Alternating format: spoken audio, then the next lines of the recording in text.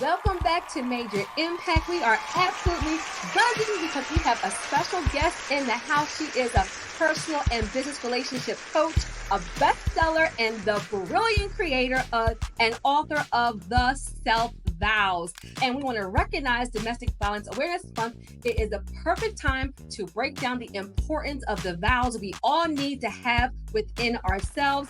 Welcome to the show, Dr. Michelle. Hi, thank you.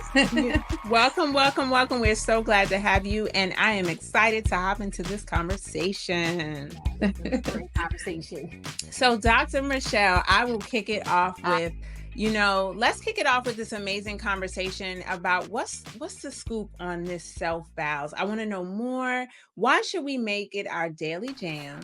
And how does this daily groove help our kids grow into their awesome selves? Okay, so let's just talk about really quick what the self vows is, because most people have no idea what that is.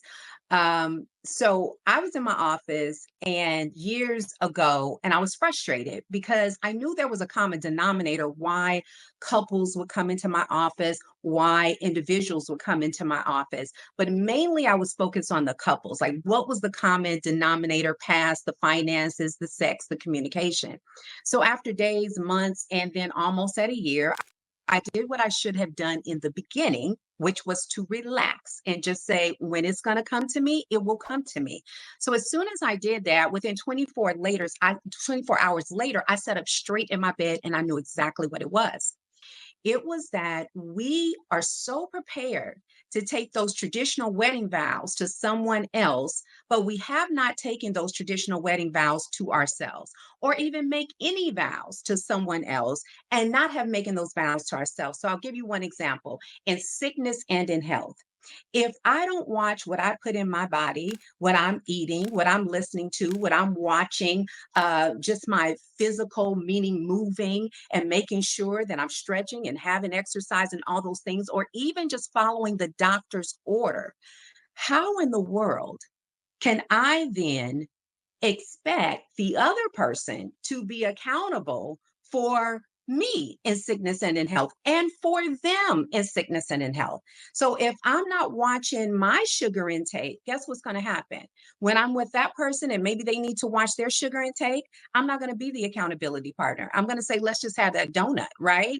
So that's just one of the vows. We can go on about to love and to cherish. If you don't even go on dates with yourself, if you don't spend time with yourself, not on your phone, but actually knowing how the food tastes, actually enjoying the ambiance. If you're not doing that for yourself first, then why are you mad at other people for not knowing what you like and not loving you in the right way? Because we teach people how to love us. So that's basically, in a nutshell, what the self vows concept is.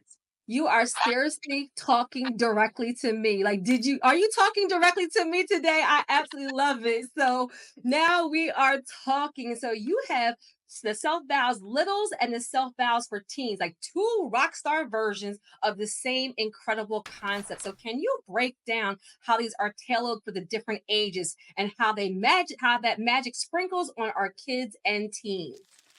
So, first of all, I'm just so excited because we actually have a series now. We have the vows for couples, we have the self vows for individuals, and now we have the self vows littles, and then we have the self vows for teens. So, the self vows littles actually was inspired by my new grandson. He'll be 2 in December.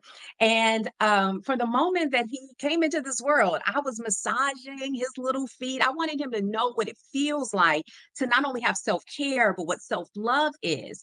And as I started to think about that, I says, well, wait a minute. If I would have had the self vows from the very beginning, like from zero, to 5 years old, which is the most developmental years of character, I know I would have made different decisions. I know I would have felt different about myself, my insecurities, my self esteem, all of that would have been different, you know? And so in thinking about that, all I could think about is I just wanted colors. I wanted to just have bright colors for kids, you know? I did not know it was going to be more challenging than any book I had ever written because it's all illustrations, okay? So, and also having to talk in a simple way. You know, we forget how, you know, we are supposed to talk to that age group because we're used to talking to adults, you know, unless you have little kids. So, with that being said, I knew I needed to write that book inspired by him. And then I thought about the bullying that I went through as a teen.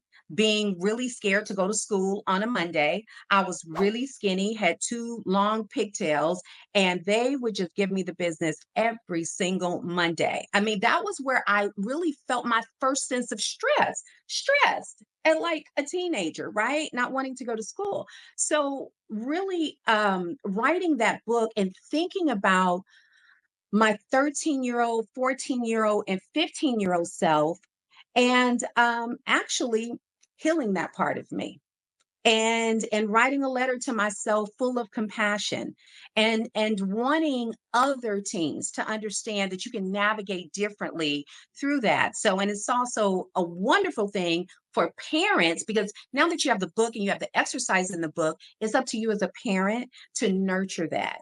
That's your job as a parent, to keep nurturing.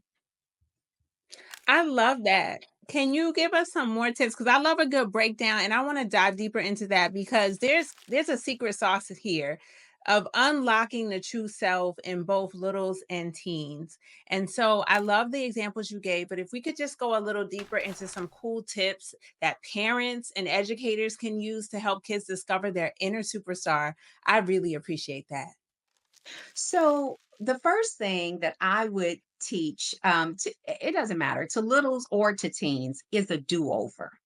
So in the morning, when you get up, the first thing you want to do is forgive yourself for whatever happened the day before. Maybe you got in trouble with your teacher. Maybe you got in trouble with your parent. Maybe you weren't so nice and compassion or empathy or sharing or just even in respect. You know how when we were teens and we would get an attitude and roll our eyes and stuff like that, you know? But then you get up the next morning and you say, I want to give myself a do over. I forgive myself for what I did yesterday. Today is a new day, and we need to start teaching our teens early to set intentions for that day. Three intentions. What do you want to receive from this day?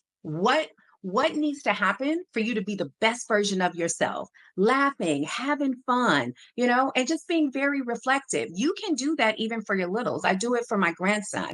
When he comes here, I said, okay, we're going to set our intentions for the day. And although he gets it, but he doesn't get it, but he's hearing it. I'm speaking that into his life. So then he doesn't get caught up in blame and shame and unforgiveness at a young age. So that would be a really huge tip that I would say would just be good for the littles and for the teens and for the parents. That is such a good tip because I think some adults need to hear that. Forgive yourself, ladies, and learn teach your kids to forgive themselves too on a daily basis. I absolutely love that. At the top of the show, we talked about celebrities and powerful women that have shared their stories around domestic violence. And in particular, I would love to know what is your opinion on the reason why women stay in these sorts of relationships? Do they not have self vows? Are they not learning, the importance of putting themselves before someone else? Just your tips, your ideas. I would love it. I really want to know because this affects one out of three women, and that could be one of us. So, what's your take on it? Well, I was not prepared for this, meaning for that question. And I say that because it is one in three. I'm the three. So I was a victim of domestic violence. And the reason why I kept quiet about it, I didn't keep quiet for long, but the time that I did was because I grew up in a family that image was important. And I did not want to embarrass my family. I didn't want to look like a failure because I knew right away that I had chose the wrong person. I had married the wrong person. Um, And I didn't want to be judged. I didn't want to be judged. I didn't want to be looked at a certain way, that I had seen people in my family and other people talk about it, like gossip about it, instead of what can we do to help this person? Even though I didn't see that in my household, so it wasn't anything I saw. So I couldn't understand how I ended up in that position with that individual. So I think that's one of the reasons we don't want to be shamed, we don't want to be blamed, we don't want to be judged. We honestly just want to be loved through it, and tell us how to navigate, give us the tools, and then we can move forward. You had spoke about just the industry and what is their responsibility. I think the main responsibility is have some integrity. If you see something in front of you that you absolutely know in your core, in your spirit, that is not right, you become a part of that problem when you allow your voice to suffocate your truth. And that's just what it is. So we have to become, one, more accountable, have that integrity. And honestly, if you had self vows from the very beginning, you would have that compassion, you would have that empathy, and there would be no way that you would keep quiet. You stand up. Really, really appreciate your transparency. Like, really, because people need to hear that, from that pain. Sometimes you don't always go through, sometimes you did not see that, but you can sometimes experience it. And I love the fact that you kind of channeled all of that into helping other people. You are so inspiring. We appreciate you so much. And the Self Vows series is super inspiring also. So please let everybody know, how can we purchase your book and how can people keep up with you? So the selfvows.com, that's everything self vows. So that's the self vows program. That's the vows for couples. That's the self vows retreat. And I want you ladies to come to the self vows retreat. It is amazing. It's a luxury retreat and it's absolutely awesome.